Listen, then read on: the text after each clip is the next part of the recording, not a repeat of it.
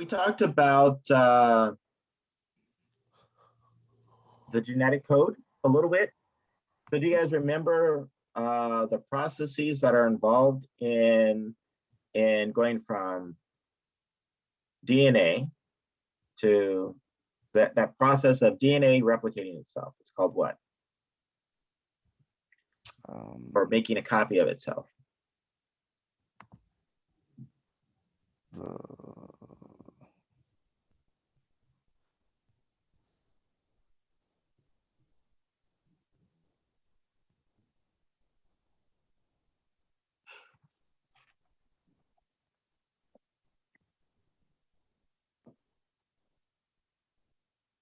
Anyone?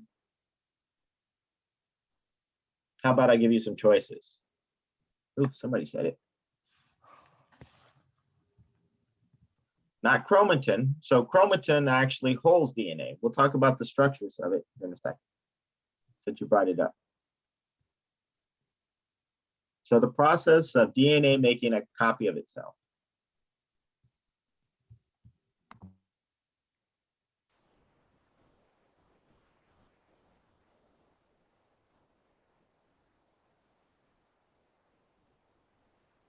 Okay.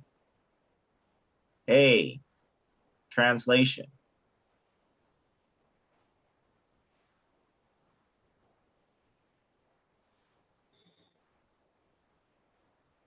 B, duplication.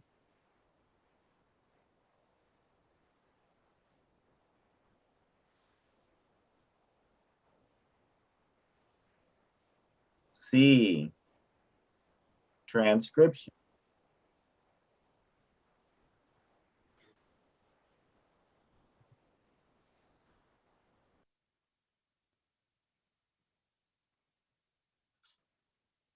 D, replication. Replication. That is correct.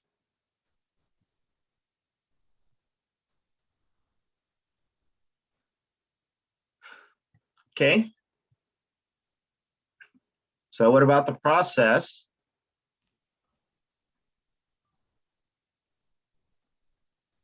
of using DNA to make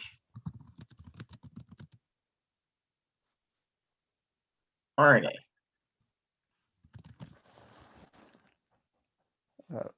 Transcription. Okay, that is correct. And then what about the process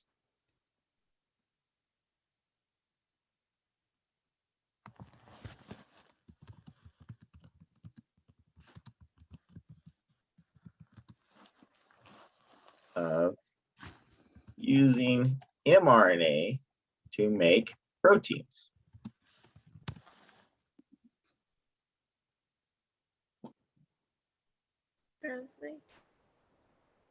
Translation, that is correct. Translation.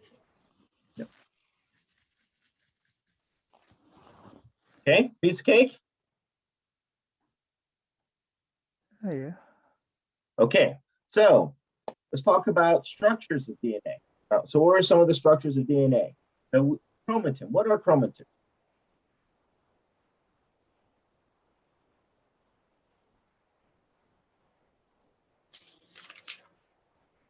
What is chromatin made up of? Proteins. And what proteins specifically? DNA. So DNA isn't a protein, but it is made up of DNA and proteins. So what family does DNA belong to? Which biomolecule or biomolecular family does DNA belong to?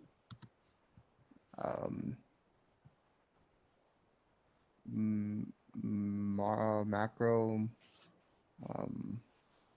It's a macromolecule, yeah, but which one?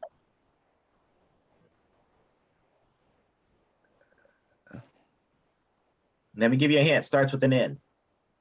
Oh, nucleic Nucleic acids. That is correct. Okay.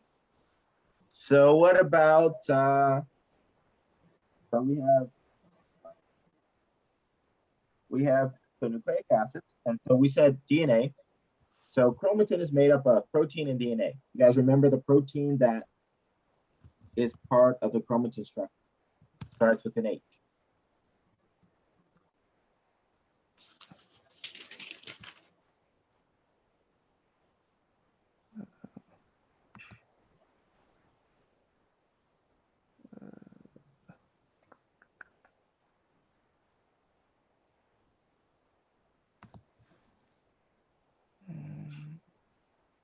Oh, histone proteins.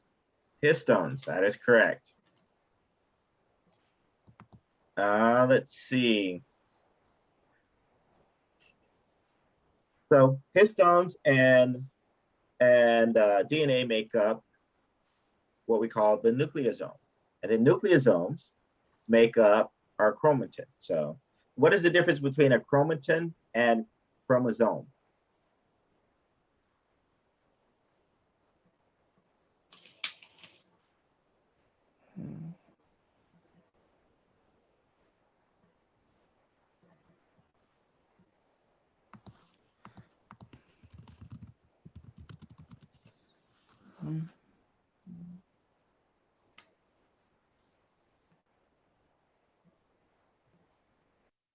Let me write that down.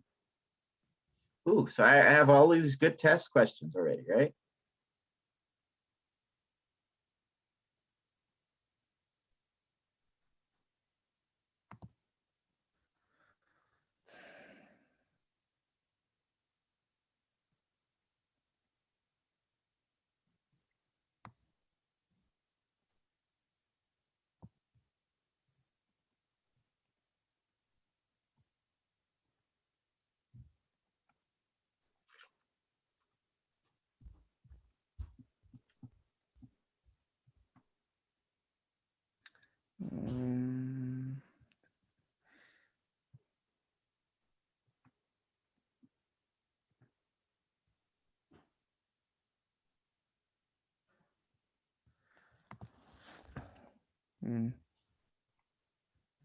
The chromosomes, they carry gene information.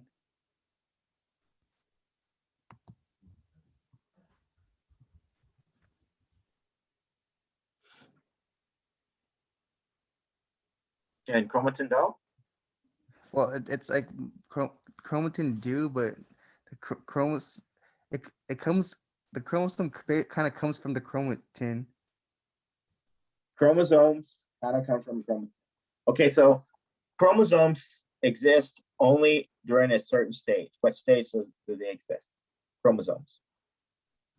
Or two types of things. Yes. Starts with both of them start with an M. With an M. Yes. Is that mitosis and meiosis?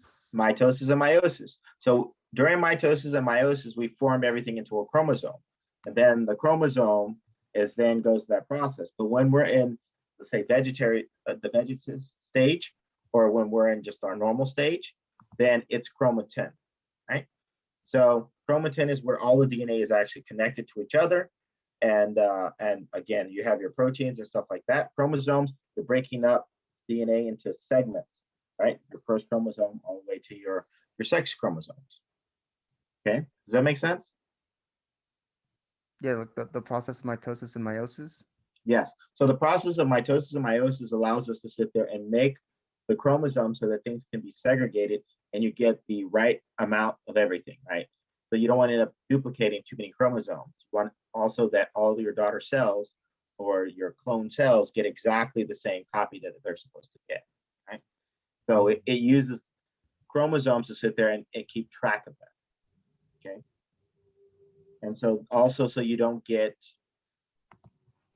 two segments of DNA, let's say something that would normally be on chromosome 1, combining with something that's on chromosome 27, but 20 or something like that. Does that also make sense? So we'll talk about that a little bit, not too much, because you guys, it's not this course that you guys are going to be focusing on that. Okay, so I just wanted to kind of touch base and see if you guys are, it's the weekend. It's the weekend, it was the weekend, so we kind of are all kind of everywhere. So let's see, let's start sharing and then we'll get started. Let's see, can you guys see my blue screen? Yeah. Okay, so for a real quick recap, so basically when we're replicating DNA, it's called DNA replication, right? And then if DNA is being made into RNA, that's called transcription. And if RNA is being made into protein, by messenger RNA is being changed to protein, that's called translation.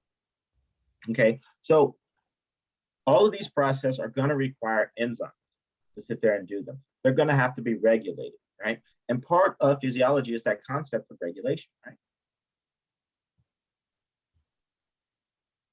Yeah.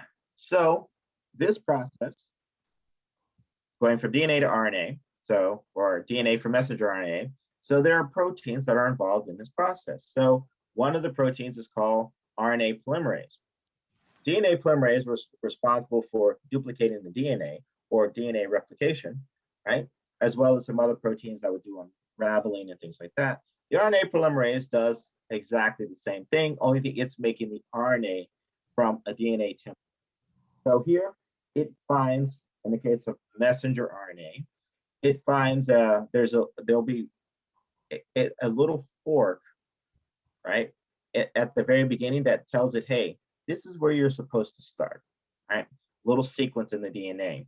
And so then it binds to that sequence, and then it looks for that first, it looks for ATG, right? And then before it looks for that, it starts replicating that sequence based upon that start sequence, that first identifier. So that DNA polymerase will bind to a segment right before that ATG and start amplifying the RNA from that, using the DNA as a template. Okay, so then it gets to a point where it gets to where it's called a poly A tail, right? So it'll be a stretch of a whole bunch of A's, and it'll actually cause this guy to kind of stall, slow down, and then eventually fall off. Okay.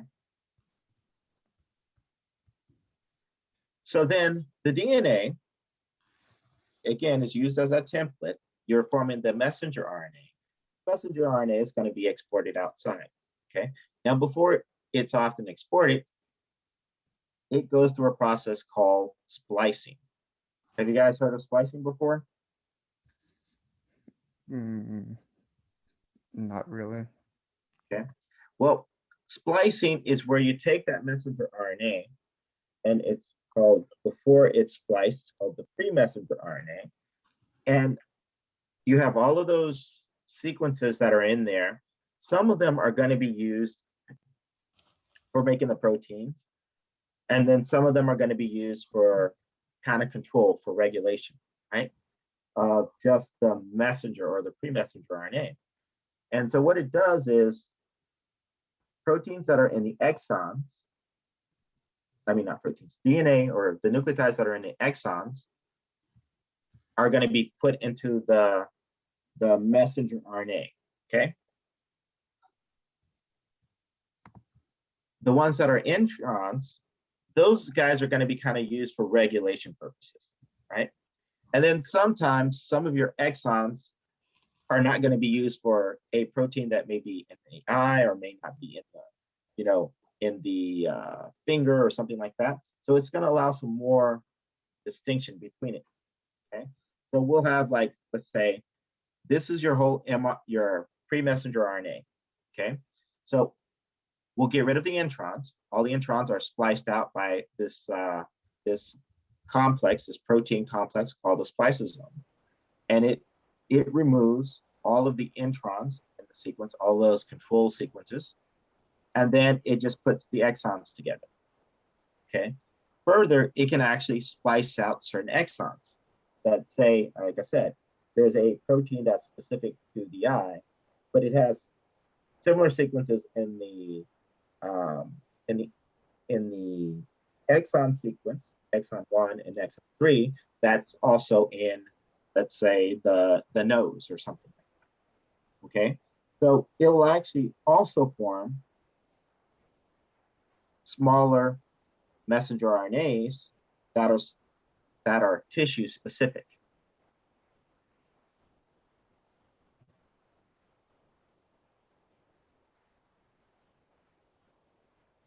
So it can also splice out those other exons to give it some specificity. So it gives us a little flexibility. So there are proteins that are very similar that do kind of the same job, but one is responsible for stuff in the eye and one is responsible for stuff in the nose. And so in that case, this allows us to get some of those things that are similar, those functions that are similar in that same protein without having to make a whole new gene. Okay, does that kind of make sense? So we have the ability to sit there and splice out some of the exons as well as splicing out just those. Okay, and then that allows for specificity, tissue specificity. Okay. So protein translation involves what organelle does protein replication take place in?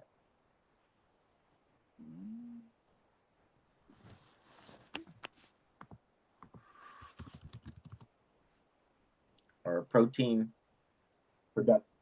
Where does that happen at?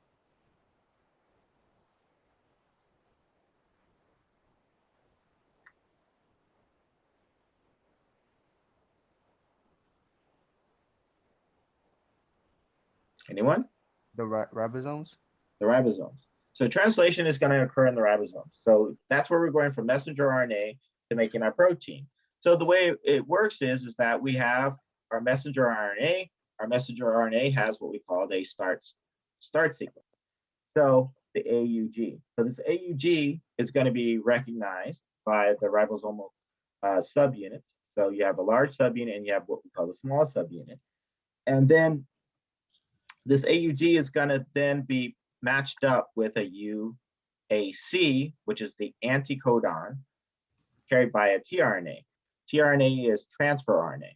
So it basically will transfer the amino acids that we're going to be using that matches up with that particular sequence. So the nucleotides match up together, and then it brings in that first amino acid. So then ribosome then connects the first amino acid and the second amino acid that is brought in by the next sequence. And then the next sequence brings in another amino acid. So you guys can kind of see that you're starting to form a protein chain, right? Or an amino acid chain to start making your what we call our polypeptide. Okay? Are you guys with me? Yeah. Okay. So then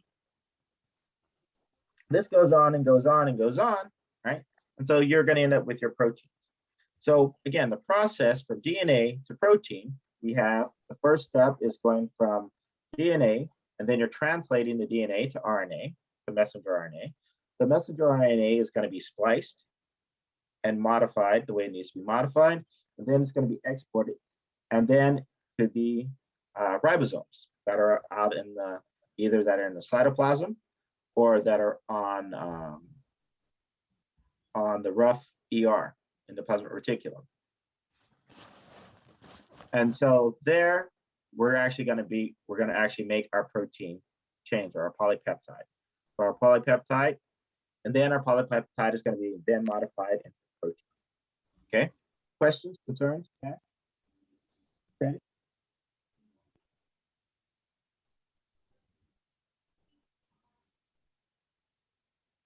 Okay, good. Okay, so we've talked about mitosis, and so let me kind of bring up mitosis to you. So this is just basically what we call the general cell cycle. So the process of DNA replication or DNA or cell division is based upon what we call our cell cycle. So the cell cycle is it's broken up in various phases. So you have what we call, there's two major phases. We have the interphase and we have mitosis. Okay, so that M represents mitosis. Mitosis is a very, very, very, very small part of the process, right? The interphase is the larger part of the process, right? So during interphase, we have the cell is not going to be actively dividing. So in the case of not actively dividing, that basically means that we're not going to be preparing for the cell to separate or anything like that. It's just going to be what we call the vegetative state. It's going to be growing and all of that stuff during that phase. So that's what's happening in your G0 and your G1 phase, right? So this is just kind of like the phase, its normal phase, which kind of makes up a large portion of that process. The S phase is called synthesis. And so the S phase stands for synthesis. So actually at that point, we're actually going to start synthesizing the copy of your DNA, right? And then we have what we call the G2 phase. The G2 phase is like you're going to start getting everything else ready to start going into mitosis. And so, and at every of these points, G0, G1, S, S2, and in mitosis, there are going to be proteins that are responsible for the regulation of that cycle. Now, if you screw up those proteins, right, you screw up that cycle. And often those proteins are what leads to cancerous growth, or basically out of control growth of cells, because you no longer have them in check. So they're not in that cycle anymore. Okay. So mutations in those proteins could lead to cancer. Does that make sense? Yeah. Okay. Okay, so let's talk about the chromosome. So during mitosis, chromosomes are basically formed. And here we have what we call, these guys are called sister chromatins, right? So they're just kind of copies of each other, okay? So during that process duplication, what happens is that you make direct copies of one of the sister chromatins. So one of them is kind of like one is the actual copy, and these are centromeres. These are what kind of keeps them together, kind of stuck together for a while until we're ready to separate them into what they are. Okay, these guys, you see the blue and the green. I mean, blue and the red. I'm colorblind there. The blue and the red are called homologous chromosomes, meaning that they're very much the same chromosome, right? So they're both like chromosome 1, or they're both chromosome, 12 or 14 or something like that. So they're very much similar to each other. There might be some minor changes between the two, but they match up. A lot of the sequence are identical, very much the same, okay? So these guys, so blue and red are identical, are not identical. Blue and red are very similar. And then the red on each of the limbs, they're identical, okay? Does that make sense? Mm-hmm. Okay. Okay, so because we're going through that duplication process, right? These guys are going to have to be matched up in a certain way to make sure that we are passing on the right amount of DNA to the daughter cells, okay? So that pairing up is going to be an essential part of that. So we're going to kind of talk about that, the cell cycle stage for mitosis, all the way to cytokinesis. Okay, so first off, the chromatin is going to be condensed into chromosomes. So that chromatin is going to start being broken up, and then also you're condensing into little chromosomes. So that is your very first stage in mitosis. Your very first stage in mitosis is called prophase. You're going to get the spindle forming. You guys can see that little spread right there. That's the spindle forming. So you have your microtubules and stuff like that getting oriented. And so they're going to actually start forming. And then the nucleus is also going to start breaking down so that we'll have access to spindles. The chromosomes will have spindles. And your centromeres are going to start being pulled towards opposite poles. I'm sorry, your centrosomes. It's not your centrosomes. So your centrosomes, which is where your spindles are going to be printing from, those are going to be pulled to opposite poles. Okay. So then, after that, during prometaphase, so during prometaphase, again, you're going to finish your chromosomes condensing, right? And then you're going to start getting attachments of those chromosomes to what is called by the kinetochore. So the kinetochore is also proteins that are found up in that centromere, right? Centromere represents both of them. So each of these guys here are going to be representing the kinetochore. So the kinetochore is going to appear, and you're going to start getting attachment of the spindle to the kinetochore. And then that's going to allow us to sit there and try to get everything oriented. So those spindles are still going to continue forming. They're going to line up everything in the center of the cell so that it makes sure that we have a copy of all of the chromosomes that are supposed to be copied. And then after that, we have them all lined up. The sister chromatins are going to detach. Okay, so as soon as the sister chromatins start to detach, then you're going to start pulling back. So this here is called the metaphase plate. So we get the formation of the metaphase plate. Once it's checked, that process is actually one of the checkpoints. Once it's checked, then it says, okay, now we can start separating those chromosomes. So we're going to partially dissolve the sister or the centromere so that we can actually separate the two chromatin. And so the chromatins are going to start separated. And so then your chromosomes are going to be able to be pulled back. So then you're going to get depolymerization of those microtubules. They're going to start pulling into poles, two halves of the cells. And then we're going to get, you're going to start, after you get anaphase, and you have your sister chromatins that are separated now, the cell is actually going to start reforming that nuclear envelope. So you're going to have chromosomes arriving to the poles. Then you're going to start rebuilding the nuclear envelope so that it actually starts surrounding both of those, the chromosomes in both of those. And then, of course, the spindle is going to be dissolved and broken down. And then it's at the same time, it's still going to be pushing the nucleus towards the poles as well.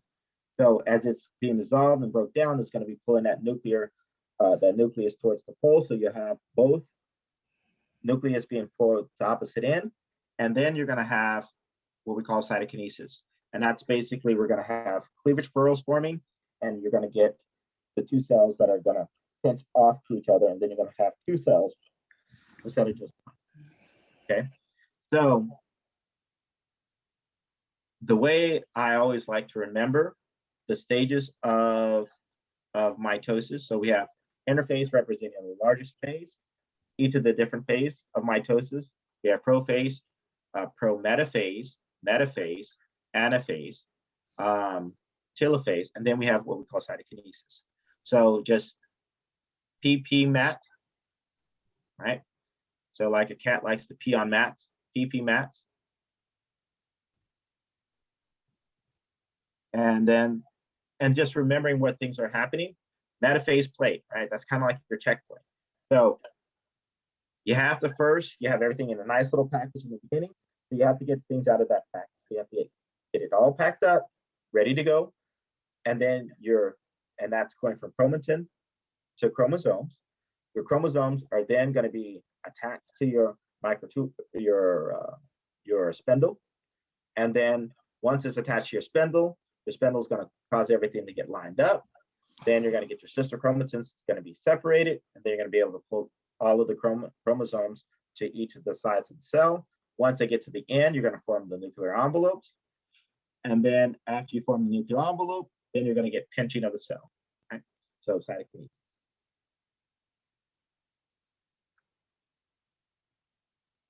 Okay, so again, these processes are heavily regulated. The proteins that are responsible for regulation, they're called cyclins. And the reason why they're called cyclins is because they're involved in the cell cycle. Okay, so as we were sort of talking about, each of these points are regulated. So cyclin D is responsible for the G4 checkpoint. G1 checkpoint. Cyclin E is responsible for the later part of the G1 checkpoint. Okay, so again, mutations in any of these cyclins could result in forms of cancer, right? And a lot of the cyclins, they regulate because they modify proteins, or they're being modified by other proteins, such as a kinase. So a kinase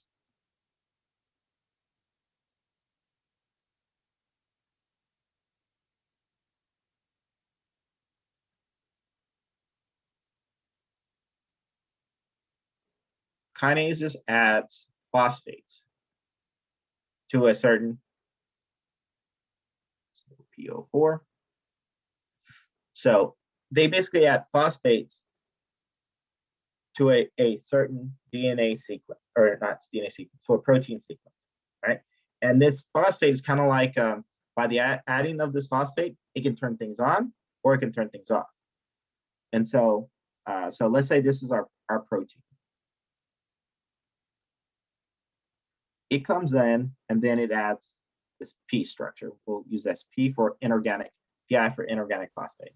So it adds this phosphate by utilizing energy, ATP. So it'll use that ATP and break that bond, and then it'll add that phosphate to that protein. So then that protein is like turned on. It's like an on switch for that protein, and then that protein will cause stuff to happen. Or it can turn off a protein, okay? So we use this as a form of regulation or a form of signal. Does that make sense? Yes. Okay. Okay, so as I said, these checkpoints are regulated by the cyclins. These are the cyclins that are involved in these checkpoints. Cyclin D, G1, cyclin E, G1. So both of these guys are involved in the G1 checkpoint. Now, if one of these are screwed up, let's say we screw this one up, right? So then we no longer have that checkpoint in place. So it just goes through that process. So we may end up with cells that are really, really tiny that are already starting to duplicate.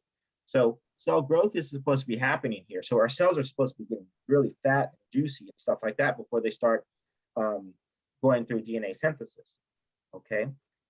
If there's not enough cell growth, you won't have enough nutrients to sit there and allow that cell to survive. So that cell's probably gonna die. So you can end up with early cell death as a result of that because it's not regulated, okay? So these checkpoints are central, right? And if it doesn't happen, right, let's say it gets to this thing and then the cyclin says, nope, we're not ready, right? So what it'll do, it'll actually stop it until it gets ready. Or if there's no way for it to get ready, it'll actually cause the cell to start to die on its own. So it'll kind of kill the cell. It's going to signal to kind of say, okay, there's no way that you can survive because we waited so long and you're still not there. Something's wrong with you. It's going to just kill you now, so we're not going to go through this process. Okay, so these checkpoints are going to be an essential part of it. Okay, so if we go to the next step, right, and we screw up this guy, well, in this case, we just keep getting more and more and more and more synthesis, and more and more and more synthesis. So you will have too much DNA, right? And then too much DNA can cause other problems because genes have to be regulated. If you have too many copies that are there, it can cause serious issues, okay? And so we don't want that either. So that has to be regulated as well too. G2, we get more cell growth. Again, there's another checkpoint here. And then it says, okay, we're ready. we've got enough cell growth, then we can move on into mitosis.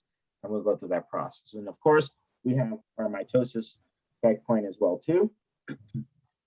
And that has to be regulated. If any of those are kind of screwed up, they get aborted and then that cell dies, right? Rather than causing it to become cancerous, right? So those checkpoints are going to be essential, but if those checkpoints get screwed up by the absence of those proteins or a mutation in those proteins, then we could end up developing too many cells and we won't stop. We'll continue to divide when we're supposed to go to like a vegetative state where we're just kind of growing normally and doing what our normal things are.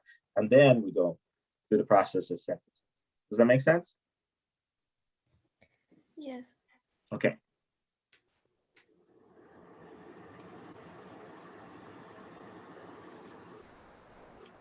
Okay, so here. So this is basically the formation of blood cells, right? Hemopathic. Okay, so this is a horrible picture.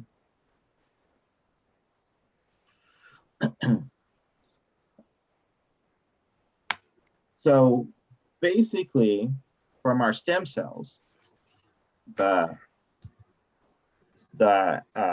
hemocytoblasts, or they're also called multipotent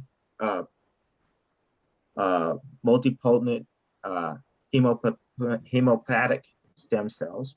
So these guys are able to sit there and form all the blood cells in our body. Okay, so these stem cells basically will form our progenitor cells, our lymph node progenitor cells, and they'll also form our myeloid progenitor cells, right? So the lymph node cells then will become what we call, there's the natural killer cells. And then we also have our lymphocytes. So there are two types of lymphocytes. We have T cells and we have B cells. And then the T cells can also be broken down depending on the receptors that they have on them further. And then we have B cells. B cells are responsible for antibody production. T cells are for antigen recognition, and then also, basically cellular killing, okay? And we'll talk more about that in terms of the immune system later on. Okay, so the myeloid progenitor cells, has various things that'll be formed. So we'll have,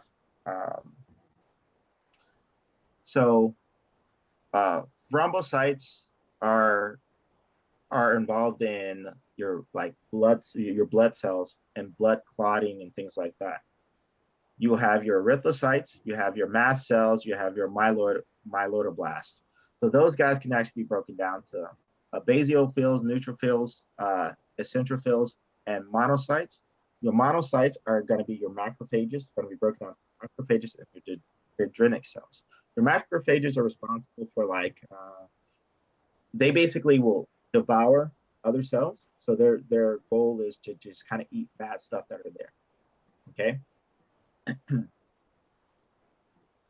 And then dendritic cells are also they're like let's see. So they're also involved in that sense of defense, but the way that they cells are slightly different than the macrophages. Macrophages devour. These guys are going to kind of limit or minimize, kind of tie up in a sense. Okay. And again, we'll talk more about these later on when we talk a little bit more about the immune system. But the point is that this process has to be regulated because you're starting from a stem cell. And that cells, there are regulations that are proteins that are involved in the differentiation of these cells. So the right combination of things will cause us to either go from one pathway to the other.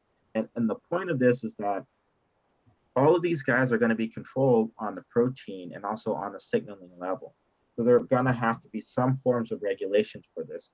And if they're not regulated appropriately, we can end up with more cells or lymph nodes or more myeloid progenitor cells if it's not controlled adequately. And if we lose control of that, then we can end up with a lot of issues, lymphocytes forming, or you'd have large mast cells forming. And so you don't want, your body needs a right balance of everything, and it's important that we regulate these correctly. Okay, does that make sense?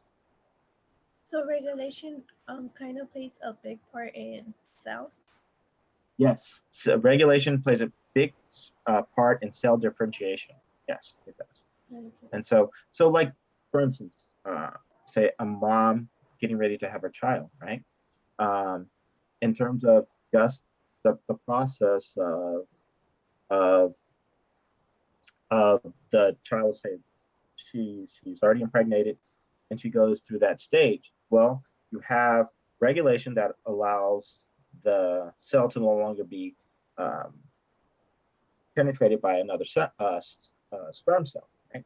So you only have one egg, and technically you only have one egg and one sperm, right? That for that process of fertilization. So if we didn't have that regulation, then you could have, you know, one egg being fertilized by two different sperms, right? And so that would change things dramatically, and that'll also change the DNA content of that cell. So a lot of these processes have to be regulated on the protein level, and then also in terms of some of the signaling molecules, which are also proteins, and some of them are just molecules themselves. Does that make sense? Are you guys kind of seeing how it plays a part? And then in the hemopathic system, this system is highly regulated by this process, because otherwise we, you know, our immune system wouldn't function the way it should. Okay. So in terms of more regulation, right? You guys are thinking, regulation, that's all we're talking about. Look, transcription factors. So just the process of genes, certain genes that are going to be expressed. So those are also regulated by what we call transcription factors. So these allow us to regulate genes at the genomic level. So before we even make the protein, we can figure out how much of that particular protein that we're going to make by making a whole bunch of RNA from it, or making very little RNA from it, and when we should turn it on and when we should turn it off. If this is not regulated, again, we could end up with situations of cancer. So gene differentiation or just regulation is actually controlled at the transcription factor level. So these proteins will actually bind to this, what we call the promoter region, to allow this to be turned on or turned off. Okay. And so that's another aspect that is part of that physiological component. We've talked about hemopathic cells, but we also just have stem cells in general. So embryonic stem cells, right? So we have pluripotent embryonic stem cells. So these stem cells are basically used to sit there and make all of the cells in our body, right? We literally start from like one cell. So we need to be able to sit there and differentiate ourselves to different types of cells. Does that make sense? Yeah, no, maybe? Yeah. So basically from that one cell, that egg and that sperm that it came together from that one cell, at some point has to start differentiate to make all of the different organs in your body. Okay, so that's going to be a crucial part, and it's going to be highly regulated, right? And this regulation, right, we are basically using these stem cells currently to try to sit there and fix parts of us because, or therapeutic means, right? Because we know that, let's say, we have issues, lung problems or something like that. So we're using stem cells to sit there and try to replace some of the lung tissues that are malforming stuff. Or we could be using it to sit there and kind of replace heart, you know? And so there's a lot of potential in terms of understanding this regulation and that process. And so again, from that one cell, we can start getting the very specialized cells. And that's going to play a huge part in terms of physiology, and it's highly regulated. Okay? Questions, concerns, cash, credit. Okay, so we are going to be basically talking about tissue, the tissue level now. So at this point, we've talked about the chemical level. We've talked about the cellular level, and now we're going to be talking about the tissue. Okay. Okay, and I'll keep this, we'll just start it. We won't get too far in it, and then on Wednesday, we'll finish it up. Okay. So this basically here is a section or a histological slide of cervical tissue. And here you can actually see, the normal epithelial and the abnormal epithelial, right? So if you guys take a look at the arrows, so that thickness, right? So the epithelial is only supposed to be so thick. Beyond that, it becomes abnormal. And the only way that we can sit there and determine that is by doing sections. So this lets us know that the individual here actually has cancer, cervical cancer. So we have cancer cells that are actually done. So histology is a way of us determining, whether certain tissues are normal or not normal. So we have to have an idea of what things are going to be looking like. And so we've talked about cancer a little bit. We know that cancer, so cancer is what, first off, to kind of clarify, I didn't necessarily spell it out, but what is cancer?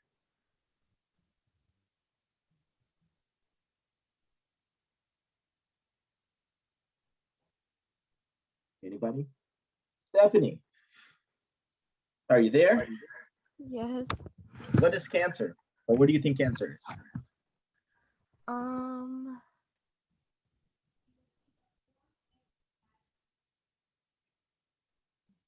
Like maybe like I'm not sure, but maybe something that like kills the cells.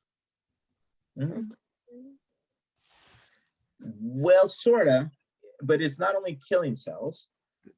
Cells are also like kind of like out of control, like Okay, so yeah, so have you guys have you been to a party where like there are people that are just like so out of control, they're just like crazy out of control, right? And they call everybody else that they know that are also crazy out of control. Yeah. And then those people call everybody else that are crazy out of control. And then those people call everybody else who are also crazy out of control. Okay, so cancer is kind of like that, because what happens when you get all those crazy and out of control people together? It's a one big mess.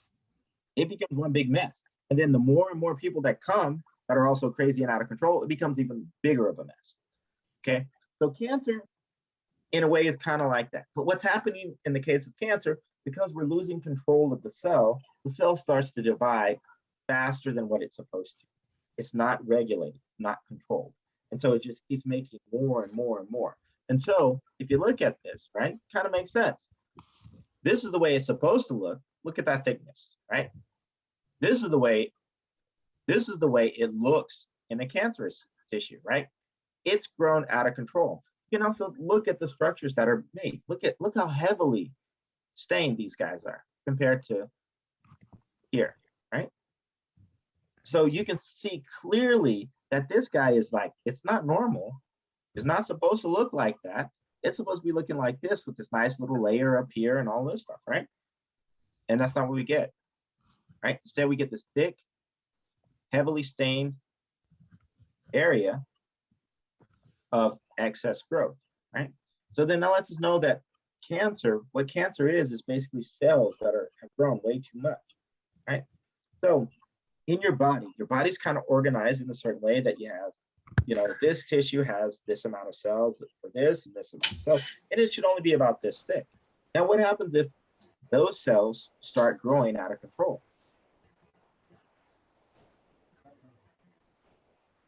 They start to spread to other cells. They start to spread to other cells. Not only they start occupying that space beyond what they're supposed to occupy, right? So they start changing that whole environment and they start to spread. They'll break off and they'll start growing somewhere else. Metastasizing, right? Okay, so part of this process is that we know that growth, that cell growth has to be regulated. If that cell growth isn't regulated, it causes that tissue to grow out of control, right? Because cells make tissue, okay?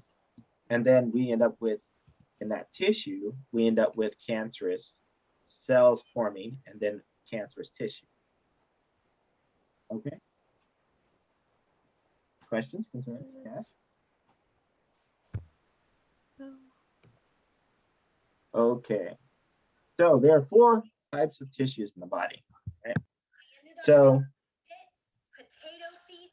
It looked like a potato. My elbows are like basically factory. okay, 4 types of tissues, right? So we have the nervous tissue, we have the muscle tissue, we have the epithelial tissue, and we have the connective tissue. Okay, so those are going to be your 4 types of tissues, and then within those tissues, they're going to be further descriptions. Okay.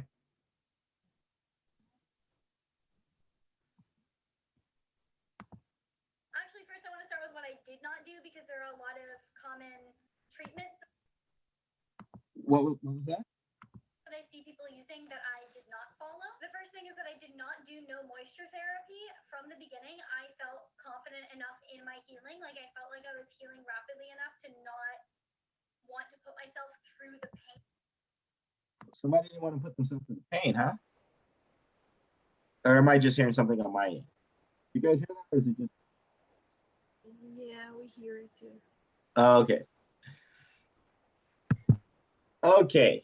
So remember we talked about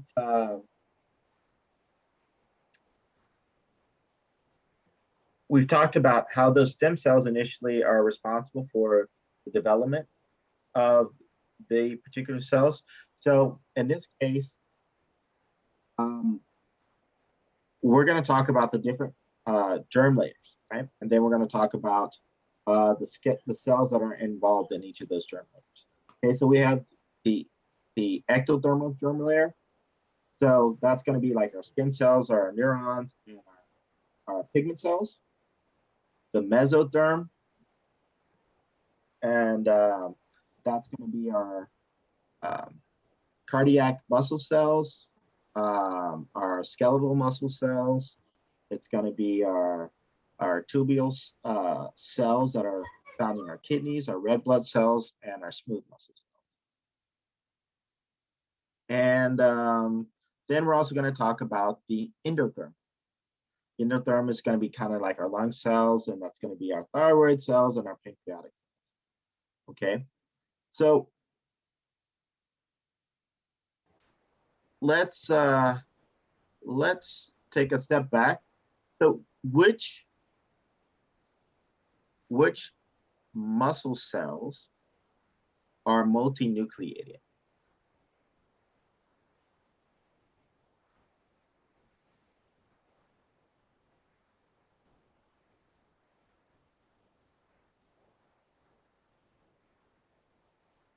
You guys remember?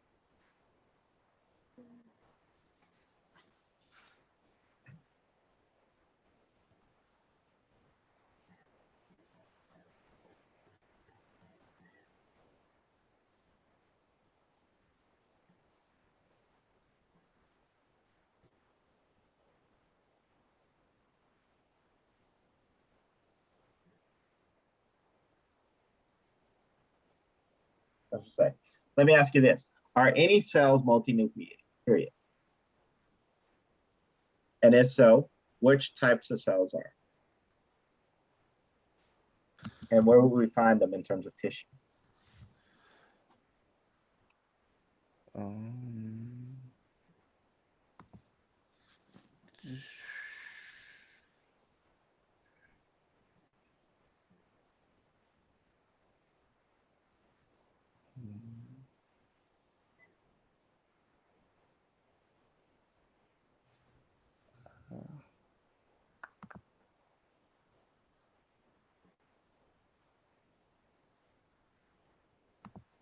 I say they are multinucleated, but I just don't know where. Okay. So remember we were talking about chicken? You guys Yeah, eat chicken, right? yeah. So in terms of those muscle fibers and stuff, those long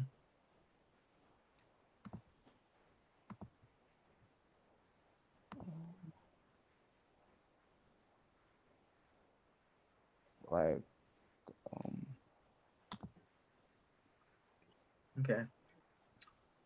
Okay, so then so we have 15 minutes for classes out. But we're done? Or am I over time? I think we end at 11. Yeah. Okay. So in 15 minutes, so it's done. So what I'd like you guys to do is, there's 8 of you, right? There's 8 of us. So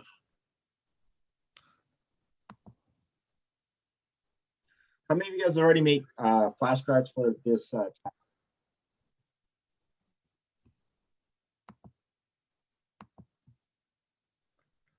Can you repeat yourself? My internet cut out.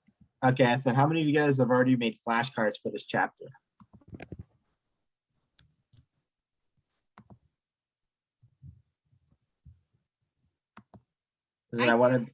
You did already? Yes. Good. Okay, so I'm gonna put you guys in 2 groups of 2.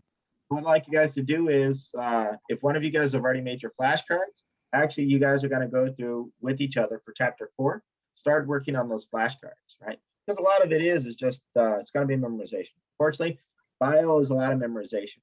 We're gonna do some of the physical aspects of it that we can do, but a lot of it is just trying to put it up in your head. So I'd like you guys to do that for chapter 3 and starts of chapters 4. So we're starting with, so what were the 4 types of tissues that are found in the body so far? Tissue, the muscle, the There's a epithelial. connective, muscle, nervous, epithelial. Okay.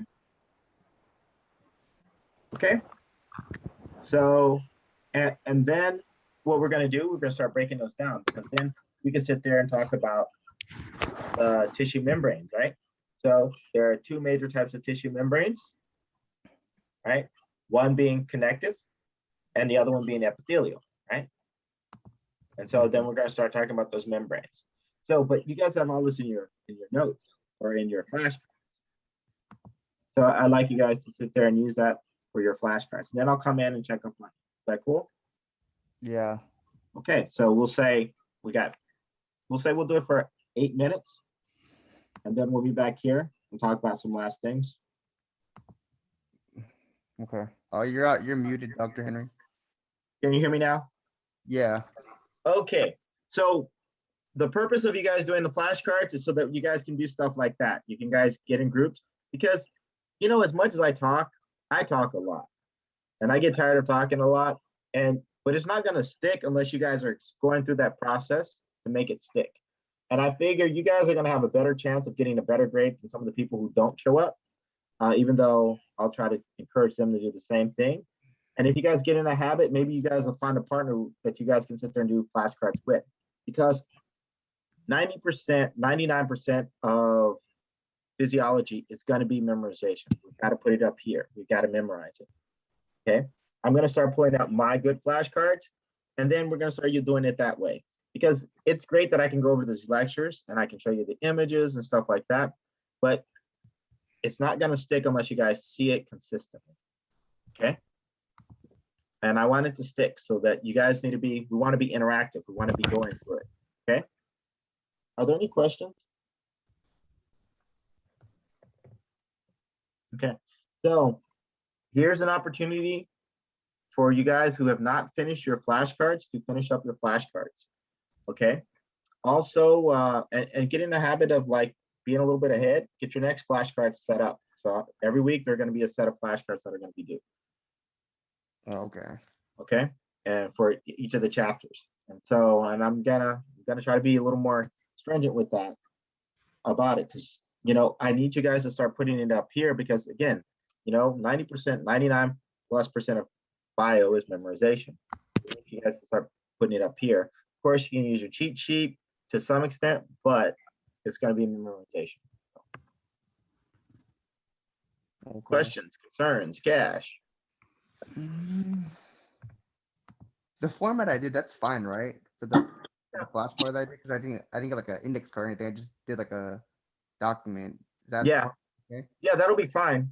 You can do it that way, and then then you can just fold it like piece of paper, fold it, and then flip it from both sides. That's fine. Okay. Yeah, but that's exactly what a flashcard is. Only thing, usually we write it on one side and then we write it on the other, so. Okay. Okay, so also if you've not done the simulation labs, make sure you guys are getting those simulations done. And I think we've gone over quite a bit for today, and we'll pick up again tomorrow. We'll start talking about all of the different tissues and all that on Wednesday. We'll finish that up, and then we'll actually start chapter 5. These are really short for aspects of things. Okay. So then for the do we have any other labsters that's gonna be due this week? There will be. I'm only going to do the physical lab this week. I'm going to give you guys an opportunity to get caught up. And can you remind me to send a message to everyone? Get caught up on their flashcards and all of the other labs. Like I said, I know there's a few people that are still having trouble getting access and getting logged into ExoLab. So I want to try to make sure that everybody's there. And I know that everybody's gotten their kits because they've told me that I've sent out the kit except for one individual who's in Japan. So yeah, so they have not received their kit. Okay. So we're gonna have to come up with a solution for them. Okay. Okay. Okay. So then I will continue grading your stuff and try to get everything caught up. And then I'll be adding more and more stuff to the Canvas shell. I have slides 3 already added. I need to go back and add slides 2 and slides 1, the first sets. And then I'll be adding slide 4, although I'm going to make some modifications to these slides to make them a little more interesting for me. So Okay. are these slides that you're posting, are they going to be like the exact ones that you're doing during the lecture? Yes, they are. Okay. All right. I appreciate that. Thank you. Yeah, no problem. Okay, questions, concerns? Cash?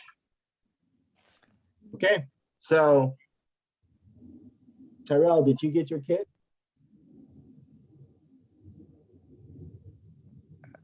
Sir, I got it. My camera not on right now because I'm at work. That's the only reason. Okay, no, that's cool, that's fine. Yeah, and Stephanie, I'm trying to remember, you picked up your kit, so I didn't send you your kit, if I remember correctly. Is that correct? Yes, I picked it up. Okay, good. Okay, so you guys, everybody's set in that regard. So then I guess I will be seeing you guys on Wednesday. So try to get caught up with everything. And we'll meet on Wednesday and then we'll see where everything goes from there. Okay? Okay. Okay. I'll talk to you later. Take care.